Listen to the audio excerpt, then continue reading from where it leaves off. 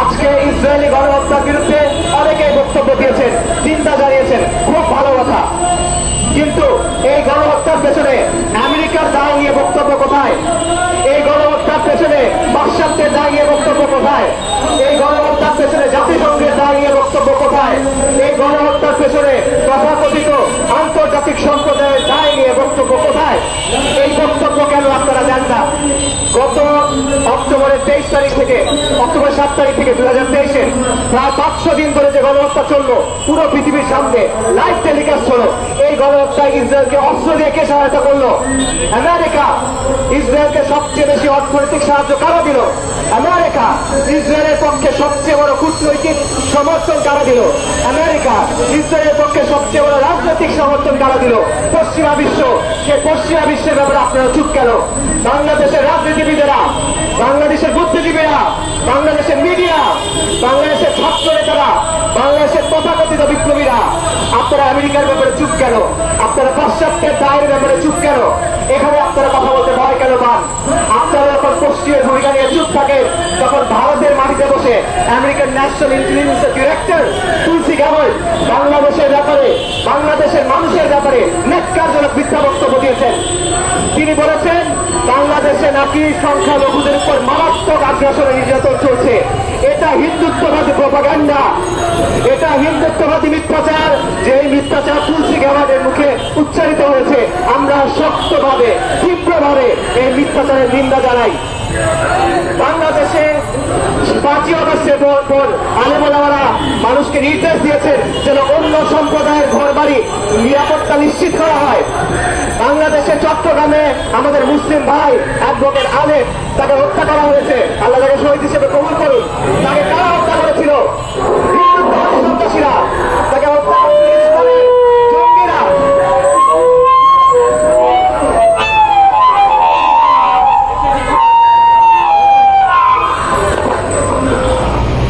তাকে হত্যা করেছিল হিন্দুত্ববাদী জঙ্গিরা।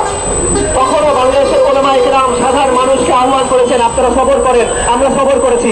শেখ হাসিনার রিজিমের সময় সবচেয়ে বেশি নির্যাতিত কারা ছিল? ইসলামপন্থীরা।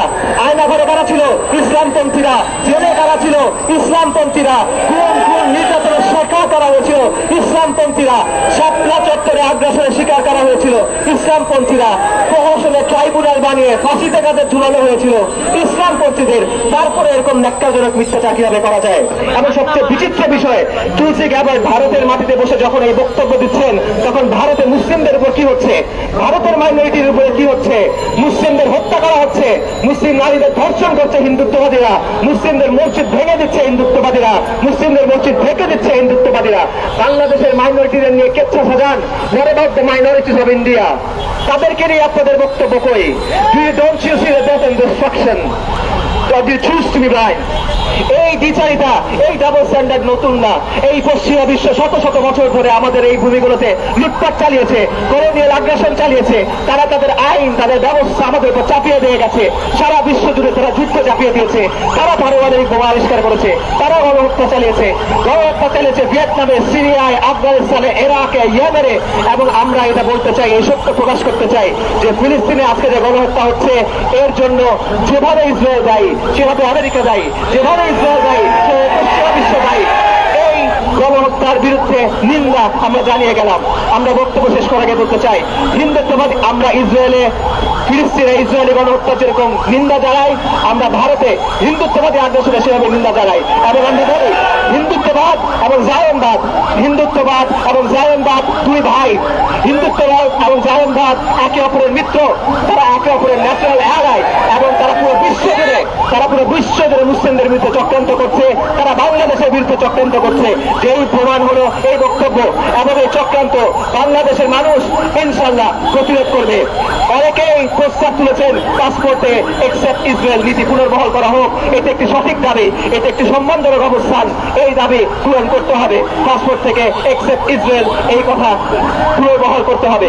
পাশাপাশি আমরা বলতে চাই, আমাদের সাধ্য মতো যেসব প্রতিষ্ঠান, যেসব কর্পোরেশন জায়নবাদী প্রকল্পে সমর্থন দেয়, যাদের হাতে ফিলিস্তিনের মুসলিমদের রক্ত লেগে আছে, আমরা সাধ্য মতো তাদের বয়কট করার চেষ্টা করি। সবশেষে আমরা বলতে চাই, রমাদানের শেষ 10 দিন আসন্ন, দোয়া কবুলের সময় আসন্ন। আপনারা দোয়া করেন আল্লাহর কাছে। দোয়া কবুলের সময়ে, ইফতারের সময়, সেহরির সময়, তারাবির সময়, তাহাজ্জুদের সময় আল্লাহর কাছে দোয়া করেন। মজলুমের জন্য দোয়া করেন, বিজয়ের জন্য দোয়া করেন, জালিমের বিরুদ্ধে দোয়া করেন, ফিরআউন এবং নমরুদের বিরুদ্ধে দোয়া করেন, কুফরি শক্তি এবং শিরকি শক্তির বিরুদ্ধে দোয়া করেন। ওয়া আখিরু দাওয়ানা আলহামদুলিল্লাহি রাব্বিল আলামিন।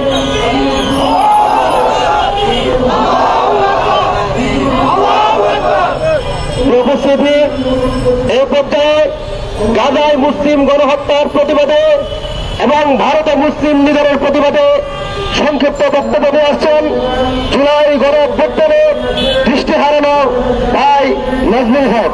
সংক্ষিপ্ত বক্তব্য দিয়ে আসছেন নাজমুল হক।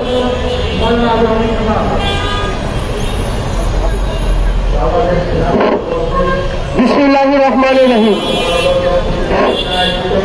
আজকে আমি বেশি কথা বলবো না, যেহেতু সংক্ষেপে বক্তব্য দেওয়ার কথা বলেছে। একটি কথাই বলে আমি আমার বক্তব্য শেষ করব।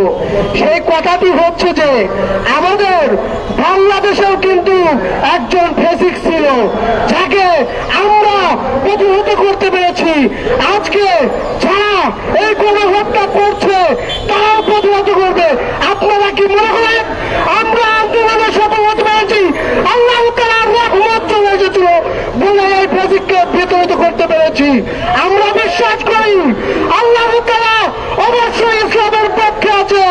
আর এই ফিলিস্তিনের উপরে যারা গণহত্যা করছে ওরা ধ্বংস হতে বেশি দিন লাগবে না। আমি আজকে বলে যাচ্ছি, আপনারা মাঠে অল্প কিছুদিনের মধ্যে জানতে পারবেন ফিলিস্তিনের উপরে যে ইসরায়েল, যে পিতারা যারা হত্যা করছে তাদের আল্লাহ তাআলা বিচার করবে।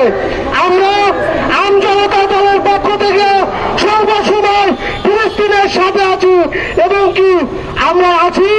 আপনারা বিকাল 5টার সময় আমাদের আমজনতা দলের কার্যালয়ে এর বিরুদ্ধে একটি প্রেস মিটিং হবে। সকলকে আসার জন্য আহ্বান করছি। যেহেতু